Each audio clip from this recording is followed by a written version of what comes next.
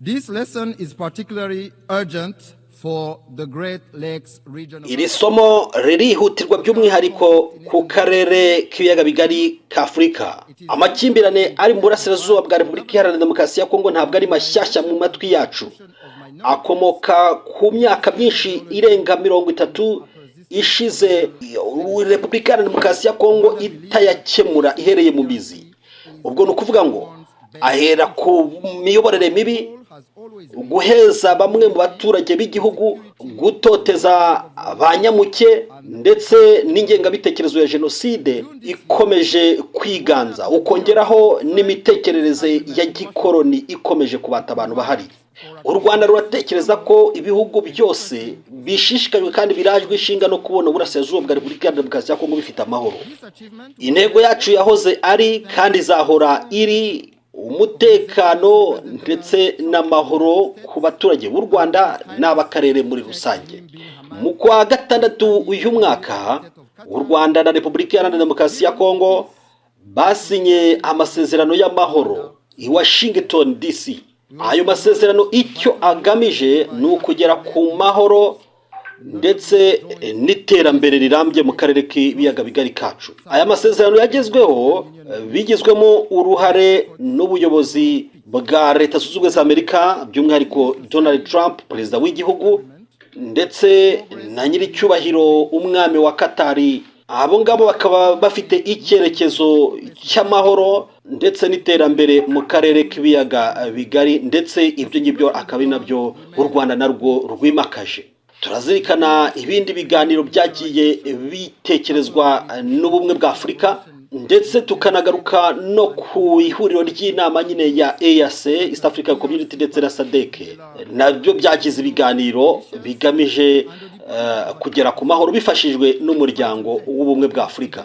Ariko nubwo bimeze bityo, nubwo twasinye ayo masezerano y'amahoro, kugira ngo ashyirwe mu bikorwa byagenze gake cyane. Harakomeje kubaho inama zikomeye zitanga icyizere ziri kubera i Washington kugira ngo harebwe ko hashyirwa mu bikorwa aya masezerano yashyizweho umukono mu kwa gatandatu tariki 27/2025.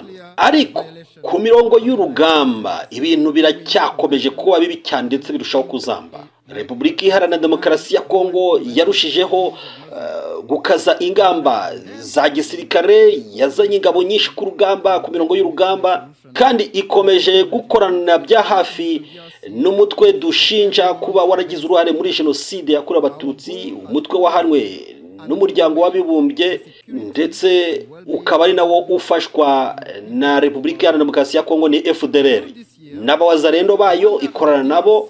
Murumva ko rwose byakomeje gukara. Ikirenze kuri ibyo, Repubulika Iharanira Demokarasi ya Kongo yakomeje kugaba ibitero by'indege na za drone ku baturage b'abasivile, by'umwihariko abanyamurenge n'abatutsi bo muri Repubulika Iharanira Demokarasi ya Kongo. Ibyo rero byazamuye ikibazo kurusha uko cyahoze. Ibi rero birakorwa ariko bihabanye n'ibyumvikanweho mu masezerano y'amahoro ya Washington twashyizeho umukono. Kuri ibi rero, iri huriro ry'ingabo za Repubulika Iharanira Demokarasi ya Kongo ririmo rirafashwa n'ingabo z'abanyamahanga, abo ngabo bitwa aba mercenaires cyangwa se abacanshuro. Ibyo bikaba bihabanye n'ihame y'umuryango w'abibumbye ry'Igihumbi-977 ndetse n'Igihumbi-989. Ayo ngayo akaba ari amahame abuza ibihugu gukoresha abacanshuro.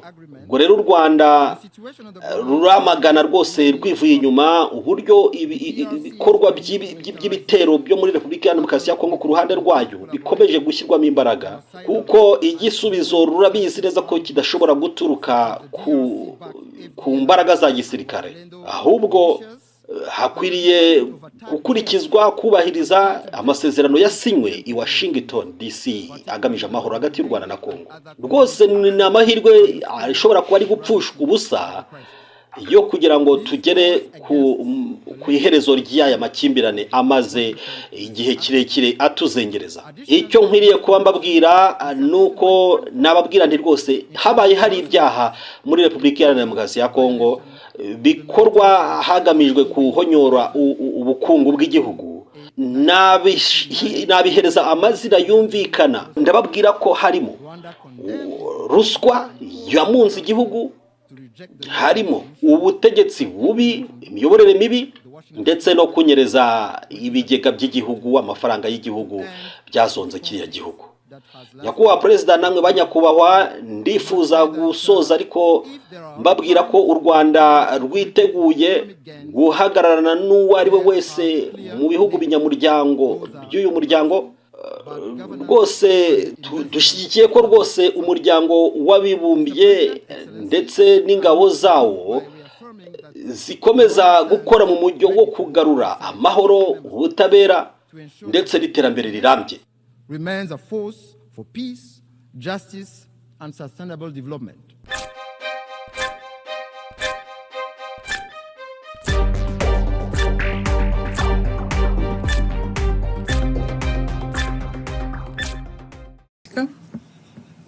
And I now give the floor to His Excellency Olivier Nduhungirehe, Minister for Foreign Affairs and International Cooperation of Rwanda.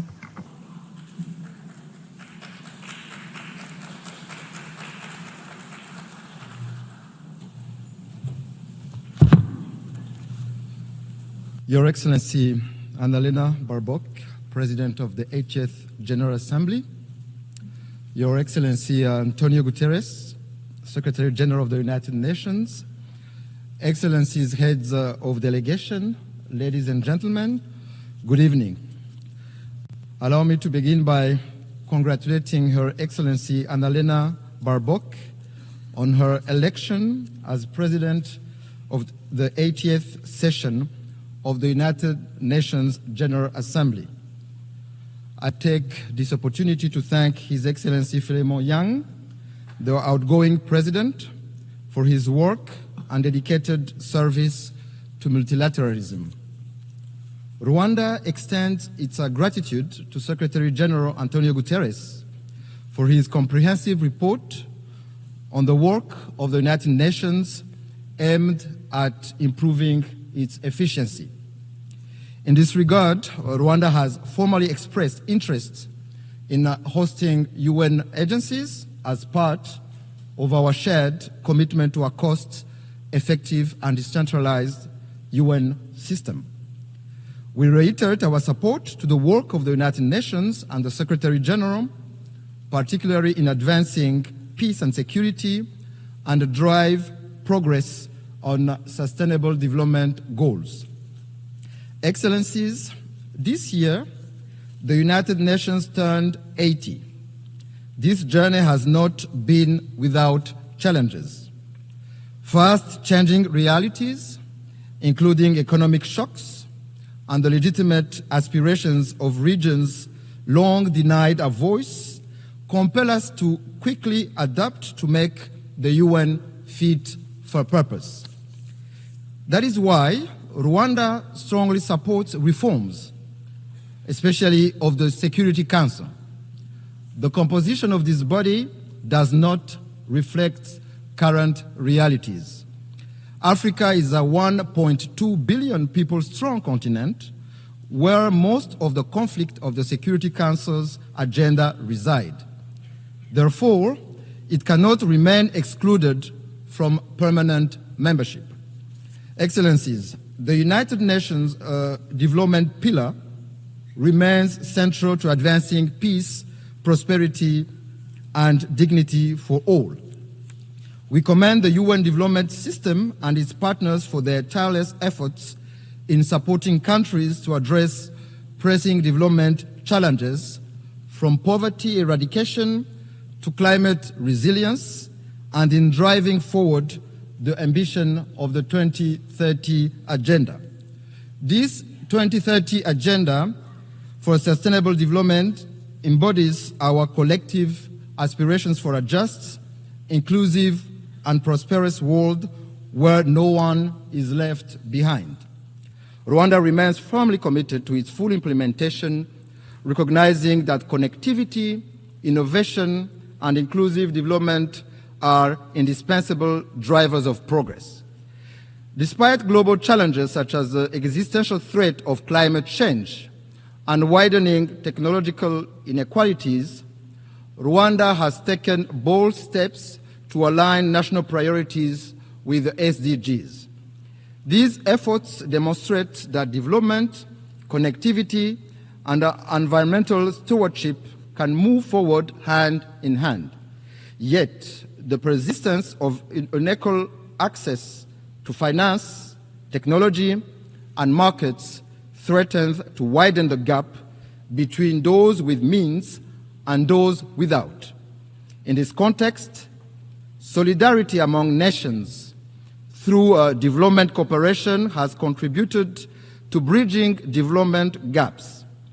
However, we believe that it is time to transition from aid to trade, enabling developing countries to become self-reliant in a win-win partnership.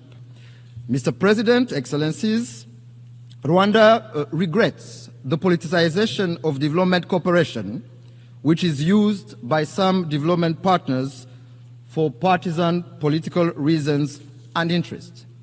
Let me recall that every nation is sovereign and cannot be forced to choose between its security and development. Development aid must serve as a tool for solidarity and progress, not as a weapon of coercion. Excellencies, the history of the 1994 genocide against the Tutsi in Rwanda called on us to become global advocates for a peacekeeping that always puts civilians first. We pay tribute to the men and women who have worn the blue helmet and who have paid the ultimate sacrifice in the service of humanity. Their legacy is written in the history of the United Nations and lives on through the lives they helped save. But peacekeeping must be judged by its results. For the sake of the millions who look to the UN for protection, we must ensure that peacekeeping remains true to its purpose. That is why Rwanda champions robust peacekeeping, the responsibility to protect, and the implementation of the 2015 Kigali Principles on the protection of civilians. Moreover, Rwanda has led calls for sustainable peace financing, both in Africa and globally. Among milestone achievements is the revitalization of the African Union Peace Fund, which now mobilizes over $400 million. As a direct result, the Security Council decided to finance 3/4 of African Union peace operations for the first time. Excellencies, beyond the UN, Rwanda contributes to peace support operations on a bilateral basis in the Central African Republic and Mozambique in an effort to promote South-South cooperation and Pan-African solidarity. Major progress has been recorded in both countries in the restoration of state authority, capacity building of local security forces, and the fight against terrorism. Excellencies, I may recall that the United Nations was established to spare succeeding generations from the scourge of war. Yet, 80 years on, conflicts continue to erupt across every continent. Rwanda firmly maintains that for most of those conflicts, lasting peace cannot be achieved through military means. We have consistently held that only genuine, good faith dialogue offers a sustainable path towards global peace. However, peacekeeping alone is not enough. Too often, we deplore relapse into conflict because its root causes were not properly addressed. Prevention, mediation, and effective peace building must be our first resort. This lesson is particularly urgent for the Great Lakes region of Africa. The current conflict in Eastern DRC is not new. It is rooted in decades of bad governance, marginalization and persecution of minorities, genocide ideology, and a persistent colonial legacy. Rwanda believes that peace in Eastern DRC is in everyone's best interest. Our goal has always been and will remain the security and well-being of Rwandans and the people of our region. In June this year, Rwanda and the DRC signed a peace agreement in Washington. It provides for a comprehensive framework encompassing security, political, and economic components. This achievement was made possible thanks to the strong leadership of His Excellency President Donald Trump of the United States and of His Highness Sheikh Tamim bin Hamad Al Thani, Emir of the State of Qatar, whose vision for peace and prosperity in our region, Rwanda, fully shares. We also acknowledge the vital role played by African-led initiatives, notably the joint EAC-SADC process, supported by the African Union mediation, for their efforts in favor of peace. Nevertheless, since the signing of this peace agreement, progress has been moving slowly. While promising meetings are taking place in Washington to implement the June peace agreement, the situation on the ground remains deeply troubling. The DRC's renewed militarization, coupled with its continued collaboration with genocidal and UN-sanctioned armed groups, such as the DRC-backed FDLR and Wazalendo militias, and the deployment of attack drones and fighter jets against civilian populations, particularly the Banyamulenge and other Congolese Tutsi, underscore the gravity of the crisis. This goes against the letter and spirit of the Washington Peace Agreement. Additionally, this coalition is supported by foreign forces, including mercenaries, in clear violation of the 1977 OAU Convention and the 1989 UN Convention against the use of mercenaries. Rwanda condemns these developments and calls on the DRC to reject the military solution and implement in good faith the Washington Peace Agreement, which is a golden opportunity to end this conflict that has lasted for far too long. Excellency, since 1999, the United Nations has maintained a robustly mandated peacekeeping mission in the Democratic Republic of Congo, named MONUSCO, to help address the crisis.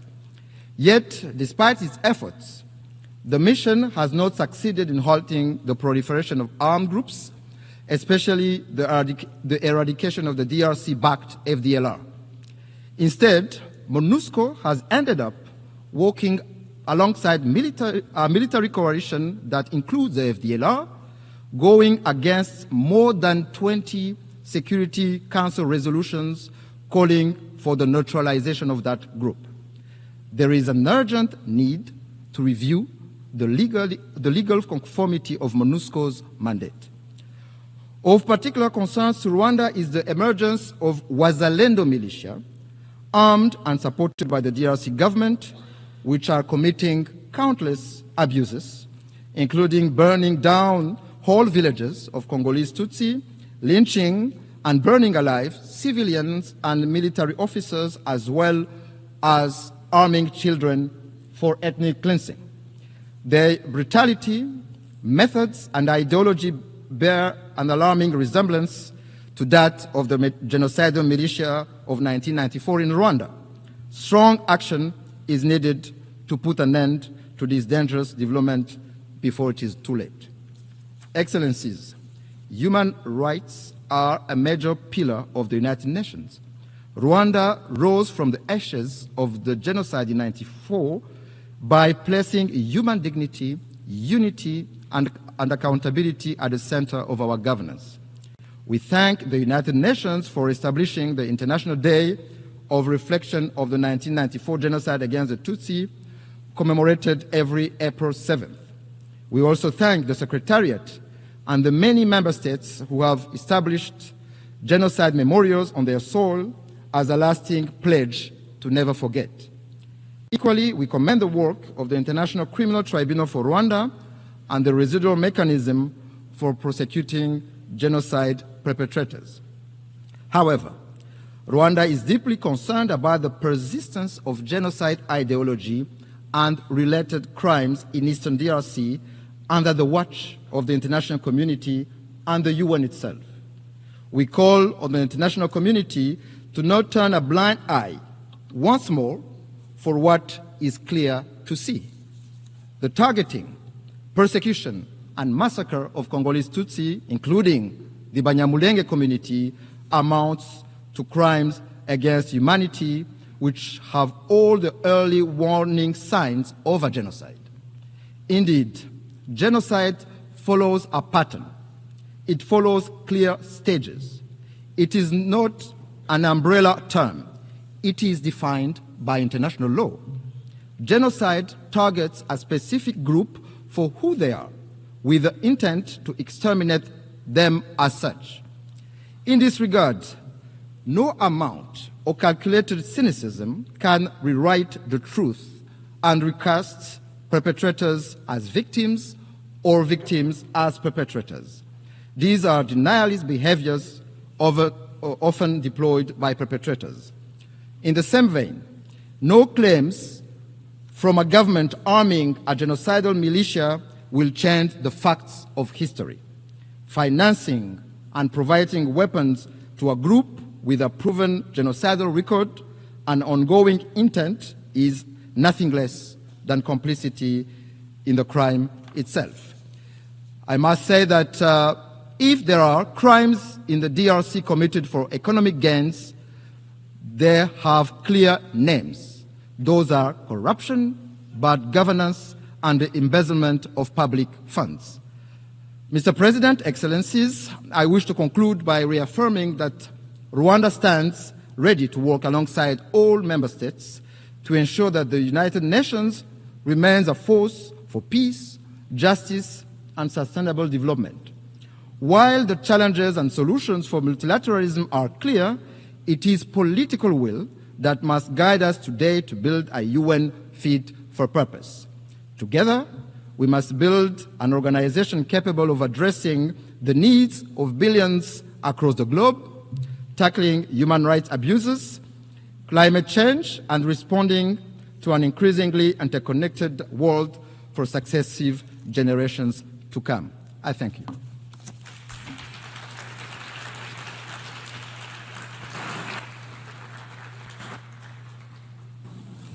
Je remercie. I wish to thank the Minister for Foreign Affairs and International Cooperation. Thank you, President of the 80th session of the UN General Assembly, United Nations Secretary General, Excellencies, heads of state and government, and ladies and gentlemen. 80 years ago, the United Nations was established to save succeeding generations of humanity from the scourge of war and to build a peaceful, prosperous, and just world arising from the devastation brought about by global conflict.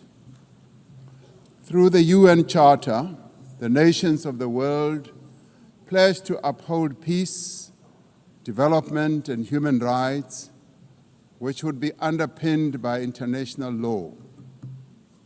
Now more than ever, we are called upon to uphold the values and advance the purpose of the United Nations. We are also called upon to advance cooperation and solidarity between nations. We are called upon to promote multilateralism and safeguard the institutions that enable it. South Africa's engagement in the international sphere echoes our domestic imperatives of eradicating poverty, reducing unemployment, and addressing the root causes of inequality. Our foreign policy is guided not only by the needs of our people, but also those of the continent of Africa and the global South. Inspired by our own history, South Africa strives to maintain world peace and also the settlement of all international disputes through negotiation and dialogue and not through war. We therefore welcome the strong partnership between the African Union and the United Nations in promoting peace, security, and stability on the African continent. This year, South Africa is honored to preside over the G20. This is the first time that G20 Leaders Summit will be held on the African continent, the cradle of humanity. South Africa's G20 presidency is guided by the theme, equality, solidarity, and sustainability.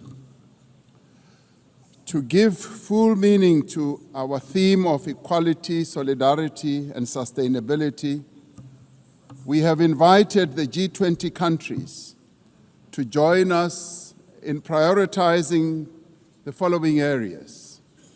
Firstly, in discussion to strengthen disaster resilience and response by addressing the increasing frequency and impact of climate-induced natural disasters. Secondly, to ensure that we have debt sustainability for low-income countries by crafting innovative ways to support countries to have low levels of debt to maintain economic stability. Thirdly, to discuss how to mobilize finance for a just energy transition by encouraging investments in renewable energy and sustainable technologies, without foregoing what we would call baseload energy sources. Fourthly, by harnessing critical minerals for inclusive growth and sustainable development through the value addition processes, that is, beneficiation of these minerals at the source where the minerals are extracted, to foster the development of communities where these minerals are found. These priorities reflect South Africa's commitment to addressing global challenges and promoting inclusive growth and sustainable development. Our country's G20 presidency is a significant opportunity for South Africa to advocate for Africa's development agenda and to amplify African voices in global economic governance for a continent that is irreversibly on the rise. As member states of the United Nations, we have all adopted the Sustainable Development Goals. However, many of these goals remain elusive. There are many reasons that hold many countries back from fulfilling and implementing these development goals. Some of these reasons are lack of sufficient financial resources that can finance the advance that these countries need to make to fulfill those goals. Many countries with developing economies, especially in Africa and the Global South, do not have adequate capital to finance their development goals. They are indebted and are paying much more on debt servicing than they do on health and education. In fact, these countries pay much more than countries in the North for their debt. Yet through global solidarity, by having fairer lending rules, especially for several of the Global South countries, we can achieve our shared commitment. Through the G20 process, we are working towards building consensus on how this problem can be tackled including the reform of international financial institutions, particularly multilateral development banks, to better tackle global challenges that many countries face.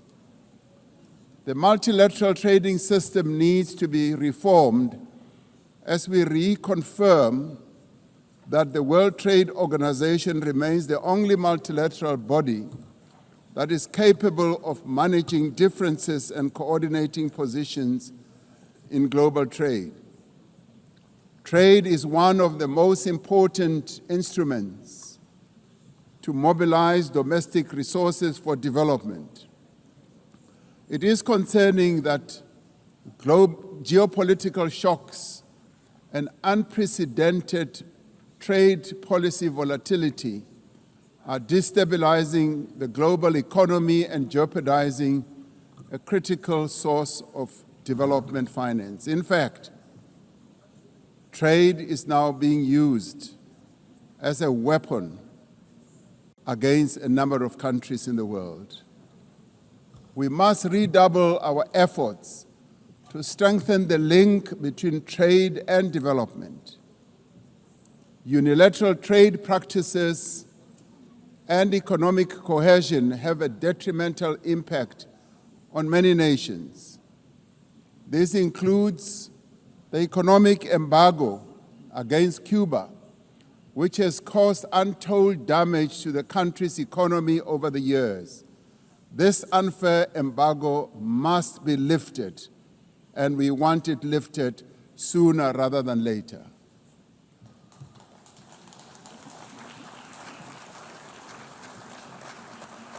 In the midst of global trade uncertainty, the African continent is providing a pragmatic example of constructive collaboration and cooperation by using the African Continental Free Trade Area as an engine for sustainable growth and development. This will, with commitment, become the central pillar of economic cooperation and integration for our continent. As part of the effort to build more inclusive economies, South Africa's G20 presidency has launched an extraordinary committee of independent experts on global wealth inequality. This committee, chaired by Professor Joseph Stiglitz, a Nobel laureate, will deliver the first ever report on global inequality to G20 leaders when they meet in November in Johannesburg in South Africa. Climate change is an existential threat. We are failing future generations by our inability to reduce global warming. Climate change is reversing economic growth and development gains in many countries, especially in the global south. Although Africa carries the least responsibility for climate change, many countries on the continent of Africa experience much of its harshest effects. Extreme weather events like floods and droughts are driving food insecurity, displacing populations, causing damage to infrastructure, and leading to the unnecessary loss of livelihoods. Member states must honor their undertakings and commitments in line with the guiding principle of common but differentiated responsibilities and respective capabilities.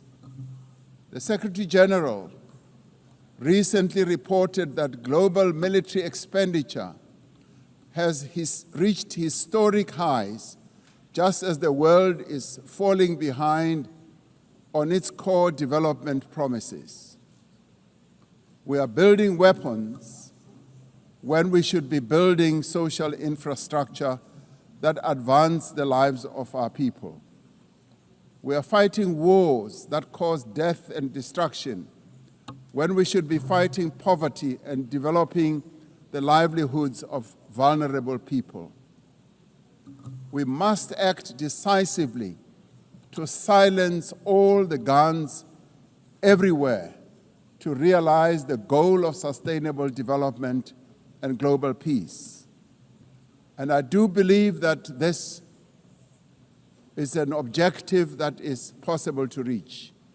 As we commemorate the 80th anniversary of the UN, the relevance of this institution and various multilateral processes for the maintenance of international peace and security is being willfully undermined. There is an increasing reliance on unilateral military action in contravention of international law. The United Nations Security Council has proven to be ineffective in its current form and composition in carrying out its charter mandate to maintain international peace and security. South Africa remains deeply concerned by the erosion of the credibility of the Security Council and its failures to ensure accountability and uphold international law. As the security and humanitarian situations in the Democratic Republic of the Congo, Sudan, Gaza, and elsewhere deteriorate, it is a matter of great concern that there are countries that continue to violate international law and also defy the United Nations resolutions and rulings, also from bodies like the International Court of Justice. The establishment of the Hague Group and the Madrid Group aim to reaffirm the primacy of international law, promoting accountability and ensuring support for a just peace. We cannot and should not accept that members of this organization continue willfully to violate without consequence the charter that we have all agreed to uphold. Therefore, as nations that have pledged to uphold the UN Charter, we have the ultimate responsibility to ensure and protect the rights of the Palestinian people to self-determination, consistent with the case that South Africa brought before the International Court of Justice. There is growing global consensus. There is growing global consensus that Israel is committing genocide in Gaza. Just last week, the United Nations Independent International Commission of Inquiry found that Israel is responsible for the commission of genocide in Gaza. As Palestinians continue to face genocide and famine, we have a duty to act. South Africa has acted in the interest of saving lives by insisting that the International Court of Justice should make a ruling that indeed genocide is being committed in Gaza and that it should stop. And we stand here to say it must stop.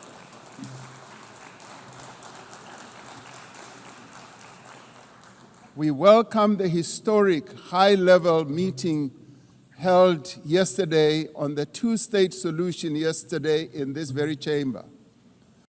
This reflects the determination of the global majority, a global majority that now stands at 142 and more countries, that Palestinians deserve a peaceful state alongside a peaceful Israel. Many nations in the world are calling for that, and that is the voice that we believe that Israel should heed, and those powerful nations that can make a two-state solution viable and possible and implementable should act in that regard. The long overdue announcement by increasing number of countries to recognize the state of Palestine is testament to this determination. We have a responsibility as the member states of the United Nations to reaffirm the right also of self-determination of the people of Western Sahara.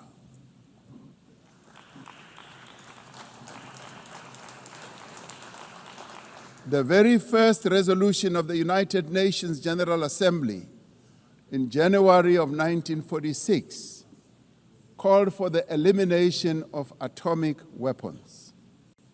The resolution was passed shortly after the catastrophic use of atomic bombs on Hiroshima and Nagasaki that killed thousands of people. Decades later, we have not made significant progress in the fulfillment of the commitment to nuclear disarmament. In 2026, next year, South Africa will be presiding over the first review conference of the Treaty on the Prohibition of Nuclear Weapons. This treaty reaffirms that there is no greater assurance of non-proliferation than the complete prohibition of nuclear weapons. I was glad to hear that a number of leaders stood here to speak against nuclear weapons and the use thereof. This year we celebrate the 30th anniversary of the Beijing Declaration and Platform for Action as a roadmap for the achievement of gender equality, the empowerment of the women and girls of the world. South Africa reaffirms its unwavering commitment to the empowerment of women and their full, equal, and meaningful participation in all spheres of life. Yes, we would support also the election of a female Secretary General of the United Nations. The Beijing conference milestone reminds us of our shared responsibility to advance human rights, dignity, and justice for all.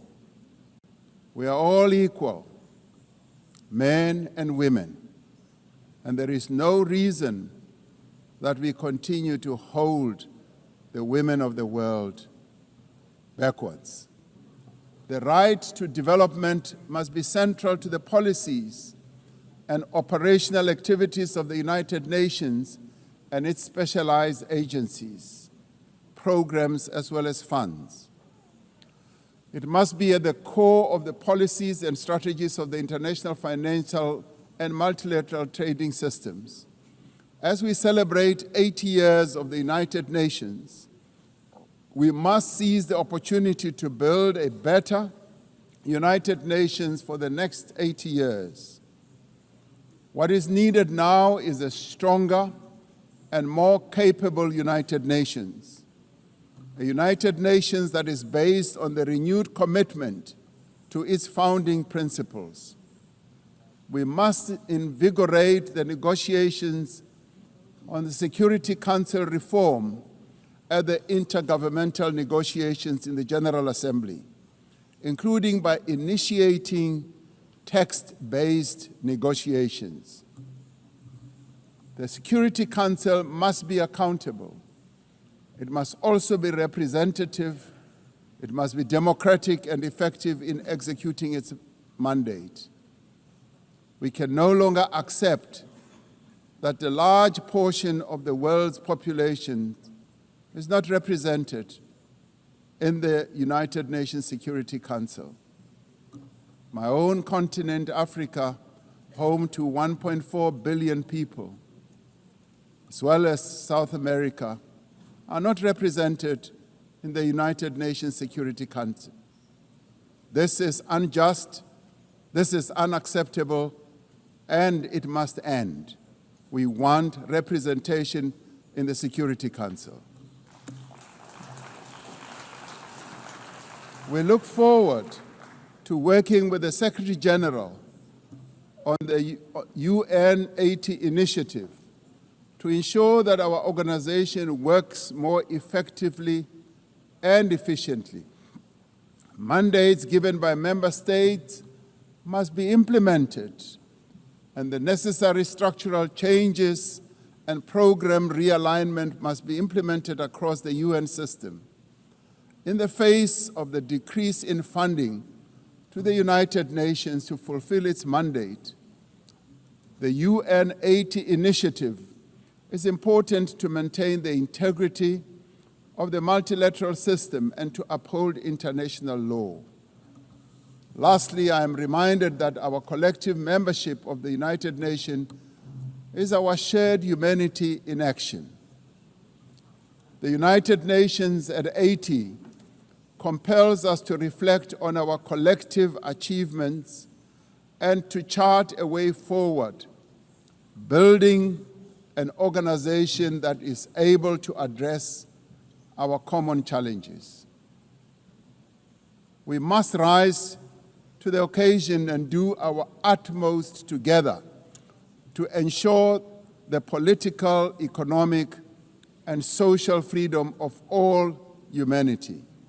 We must reaffirm that freedom is indivisible and that the denial of the rights of one person diminishes the freedom of all of us. We must reaffirm the equal dignity and worth of every person and must therefore leave no one behind and no country behind. I thank you.